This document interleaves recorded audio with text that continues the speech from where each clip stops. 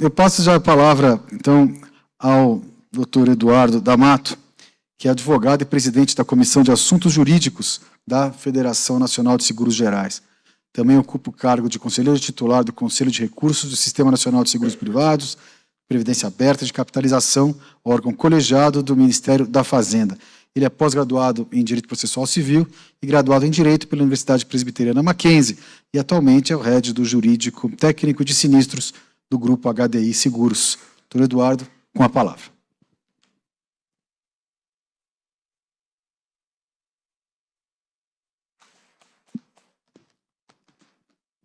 Boa tarde a todos. É uma honra enorme participar desse painel com pessoas tão competentes, né, e a dificuldade de ser o último a falar, depois de apresentações tão incríveis aqui. Então, agradeço pela oportunidade, eu parabenizo o Instituto Justiça e Cidadania pela organização do evento, pelas escolas também. Agradeço ao Cineseg pela oportunidade, na pessoa de Diogo Oliveira, Glauci Carvalhal, que nos ouve de casa, Alfredo Viana também, e ao Danilo Silveira, da FENSEG, pela oportunidade.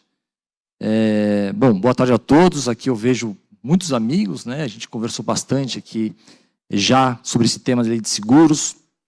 É uma lei que, obviamente, era necessária para o nosso país, porque ela traz mais o fortalecimento para o mercado de seguros, então ela foi fundamental, ela trouxe muitas novidades, mas alguns pontos ela manteve, alguns requisitos, né, que a gente via tanto no Código Civil de 16 como de 2002, eles foram mantidos na nova lei nesse marco de seguros. Aqui, foi como bem dito, né, foram 20 anos de discussões do mercado, e aí, quando foi publicada a lei, eu falando aqui de jurídico interno, eu compartilho, né, eu acho que muitos aqui de jurídico interno, o desafio, porque o mundo aqui não é só de advogados, né? Que a gente conversa e não concorda com muita coisa, e a gente vai para dentro da seguradora, e a gente precisa conversar com atuários, com sinistro, com financeiro, e ainda há dúvidas, né? Quando você conversa com o atuário, e eu acho que muita gente nem conhece um atuário aqui, é sempre um desafio, porque o atuário ele vê, né, a severidade e a frequência de sinistros. Desculpa, acho que deve ter algum atuário aqui, mas ele vê muito severidade e frequência, e quando você tem uma mudança de comportamento, o atuário ele percebe isso, e para proteger, e ele é super importante para a seguradora, ele pode chamar mais reservas, constituição de mais proteção para a solvência da seguradora. Vendo a solvência e mais reservas, aí a pessoa de precificação, ela olha e fala, olha, talvez eu precise ajustar o preço aqui. Então, mudanças bruscas de comportamento, o atuário ele consegue perceber isso com cálculos atuariais, e ele tem uma visão, eu brinco, uma visão para o futuro. Ele vê, olha, o que aconteceu no passado de forma repetida, pode vir no futuro e causar um impacto financeiro. Então, é muito importante essa participação de jurídicos internos para passar essa tranquilidade e essa solidez, né, que a lei de seguros traz aqui para o mercado. Deixa eu avançar aqui. Bom, dito isso, todas essas conversas internas, a gente tem essa vacatio legis, que parece que é um prazo de 12 meses, mas passou voando para a gente. E a gente tem grandes desafios, porque, por hora, ainda a gente não tem circulares, né, não tem normas infralegais regulamentando essa lei de seguros. Então, muitas decisões que a gente pode tomar hoje, elas podem mudar amanhã, né, e conversar isso internamente é sempre um grande desafio. Mas a lei trouxe mudanças, como eu disse, mas alguns pontos não mudaram, né? Como foi dito em todos os painéis, a questão da boa-fé objetiva, que ela deve estar prevista não só no contrato de seguros, mas todos os contratos em geral, ela é mais importante ainda nessa parte do setor de seguros, porque na formação do contrato é muito importante que as duas partes, isso a lei traz novamente, assim como o Código Civil de 2002, essa necessidade por parte do segurado de trazer o seu risco como ele realmente é, né, com boa-fé, com transparência, e, por outro lado, a seguradora ela desenvolver formas para deixar mais clara essa situação para o segurado, porque, como dito aqui, a gente está tratando desde um seguro de celular até um posto petroquímico, uma indústria. Então, as seguradoras vão ter que ter a capacidade de extrair essa informação adequada do segurado e, por outro lado, o segurado é necessário e fundamental que ele traga a informação correta do seu risco. Esse é o ponto da boa-fé, eu não vou me alongar em tantos pontos, mas um outro que é super importante, que não mudou, é a questão essa visão mutualista, né, em que a seguradora não é uma transferência de risco para a seguradora, mas sim a seguradora ela cria um fundo com recursos de quem participa desse seguro, e quando ocorre algum tipo de sinistro coberto, a seguradora administra esse fundo e liquida os sinistros para os eventos cobertos nos limites do contrato. E para que funcione bem esse mutualismo e para que a gente faça com que o seguro ele cresça, é muito importante que essa ideia que o segurado ele tem que manter essa visão de que ele precisa ter as atitudes como se ele não tivesse seguro. Proteger, continuar protegendo o seu bem segurado. E sempre de forma transparente, num âmbito bastante colaborativo, passar essas informações para a seguradora, para que, se for o caso, ela ajuste o valor do prêmio para mais e pode ser para menos também. Esse ponto de agravamento de risco que a gente está tratando aqui, a doutrina brasileira, ele vê que é um ponto extremamente importante porque ela preserva o equilíbrio do fundo comum e evita esse abuso de direito ou abuso da circunstância para que ocorram os sinistros. Como dito aqui, eu não vou passar pelos artigos, eu tinha ideia de comentar, mas como já foi muito bem comentado aqui pelos colegas palestrantes, eu só vou trazer um ponto que eu acho que precisa de uma luz, né, porque como foi muito dito aqui, a gente precisa de segurança jurídica na nossa operação e decisões do Superior Tribunal de Justiça já consolidadas. Tem um ponto aqui que chama atenção e que tem sido discutido no âmbito das federações dos advogados aqui que atuam no mercado dos seguros. O Código Civil de 2002, ele falava que o agravamento intencional poderia trazer a perda de direito ao segurado. E aqui a nova lei, ela trouxe uma alteração importante, porque ela fala que o agravamento ele tem que ser intencional e tem que ser relevante. Esse novo termo para configurar aqui o agravamento de risco.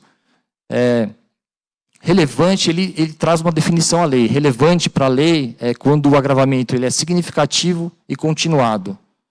Essa parte significativa, eu acho que fica bastante claro, né, que tem que ter um impacto, né, qualquer tipo de agravamento que pode gerar essa perda de direito, mas o continuado que pode gerar algum tipo de discussão. E aí a lei não trouxe uma definição para o que seria continuado. Aqui, pode, mas você vai ver alguns exemplos que são importantes que talvez valha a reflexão de todos aqui. O ministro Gurgel de Faria trouxe alguns exemplos, eu trago outros também, que eu acho que se aplica de forma bastante fácil ao que traz a norma, né, o que criou o legislador, no sentido, por exemplo, uma concessionária que tem um seguro para roubo e furto e declara expressamente que tem um sistema de monitoramento 24 horas. E no meio da vigência do contrato, e por uma questão de custo, ele desliga esse monitoramento e não avisa a seguradora. Então, há uma alteração importante e continuada aqui desse risco que foi colocado para a seguradora. Outros exemplos também, um imóvel que é residencial, passa a ser comercial, tem uma exposição muito grande que não é comunicada. Ou então, indústrias que alteram, ou empresas que alteram suas atividades, que não são mais atividades, por exemplo, de repasse de mercadorias, mas de produção. Então, aqui se enquadra, de forma bastante simples e fácil, como que a gente pode aplicar esse tipo de agravamento. Agora, a lei tratou o agravamento como significativo e continuado, mas ele não tratou o agravamento eventual e intencional, que também é significativo, né, nessa visão do agravamento de risco. E aí, algumas decisões já que, assim, já concretas, né, no STJ, que a gente já se depara há um bom tempo, como, por exemplo, um motorista que resolve tirar um racha com seu veículo em um dia. Teve a questão da embriaguez também. Hoje eu vou sair, vou beber, vou dirigir. E aí a gente tem um agravamento eventual, não continuado. Ou esse termo continuado é para aquele evento continuado e isso ensejaria o agravamento de risco. Quando a gente fala aqui de embriaguez, como já foi dito também, embriaguez é um crime no Brasil, né? O Código de Trânsito Brasileiro prevê isso. E no passado isso era tratado como um risco excluído, porque crimes como matar, roubar, enganar, persuadir. Isso você fere a ordem pública. Então, havia um entendimento muito forte que deveria ser um risco excluído nos contratos de seguro, mas o judiciário entendeu por bem e o mercado já tem de forma total esse tipo de orientação de que é necessário não só a embriaguez, mas também que exista um nexo entre o dano e a embriaguez, entre o dano e o acidente que foi causado. Essa é uma orientação importante, né? A SUSEP já tem uma circular, que é a 621, também declara que não pode ser tratado isso como risco excluído, mas sim como uma perda de direitos no contrato de seguro, desde que seja comprovado pela seguradora o nexo de causalidade. E aqui eu posso dar vários exemplos do que pode ser discutido como algo eventual. Por exemplo, no seguro de danos, né? Minha apresentação foca muito no seguro de danos. Uma companhia aérea que coloca menos combustível no avião para economizar, por exemplo, em um determinado dia, o avião fica mais leve e causa um acidente. Outros exemplos, uma boate que decide fazer um show pirotécnico, só que esquece que em cima tem isopor, e isso pode causar um sinistro com muita facilidade. Mas a gente não pode chegar nesse ponto de dizer foi uma vez só, foram duas vezes. E um último exemplo, para não me alongar demais, eu vi um sinistro há pouco tempo de uma embarcação que decidiu navegar, mesmo diante de uma proibição expressa, oficial, devido à previsão de tempestades. Todas as embarcações pararam e uma resolveu, por uma questão de custo, de compromisso, seguir em frente. E aí, inevitavelmente, ocorreu um sinistro.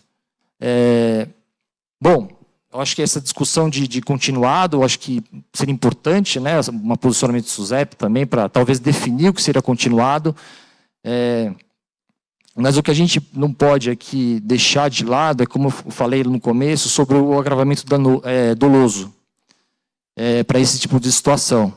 O que fortalece, foram anos e anos de decisões judiciais que amadureceram e chegaram a esse ponto de definir esses exemplos de agravamento eventual como uma possibilidade de perda de garantia. Afrouxar essa interpretação do Instituto do Agravamento, eu vejo que pode caracterizar o que foi comentado aqui pelo Antônio Rezende, esse fenômeno da moral hazard, que é o risco moral, que quando uma parte contratante, aqui no caso, no exemplo, segurado, tendo determinadas informações, ele muda o seu comportamento, porque sabe que a outra parte, no caso a seguradora, arcará com as consequências. Isso, né? Eu acho que o agravamento do risco, esse instituto faz parte do seguro, ele mantém saudável aqui, equilibrado a coletividade do seguro, o mutualismo, e a lei aqui ela é bastante clara e tem um intuito, sim, de defender, obviamente, os direitos do consumidor, do pequeno consumidor, do grande consumidor, mas ela também protege e guarda e tem ferramentas de proteção dessa coletividade, né? A gente não pode avançar num direito individual em detrimento de um direito coletivo que pode ensejar, como eu falei lá atrás, né? A questão do atuário, essa severidade, essa frequência em casos inadequados, podem fazer um prêmio mais custoso para aquele que fala a verdade, que atua como deve atuar e que se preocupa, assim, com a coletividade. Então, fechando aqui meu tempo, ainda tem um pouquinho de tempo, mas fechando aqui minha apresentação, que eu evitei aqui repetir pontos que já foram muito bem trazidos aqui pelos outros debatedores, mas o que fica, primeiro, é essa reflexão, e se a gente quer maior capilaridade no nosso país, do seguro, que é muito importante para a sociedade, a gente também precisa de um preço adequado, e a boa-fé tem que imperar sobre todos os contratos de seguro. É isso, pessoal. Obrigado.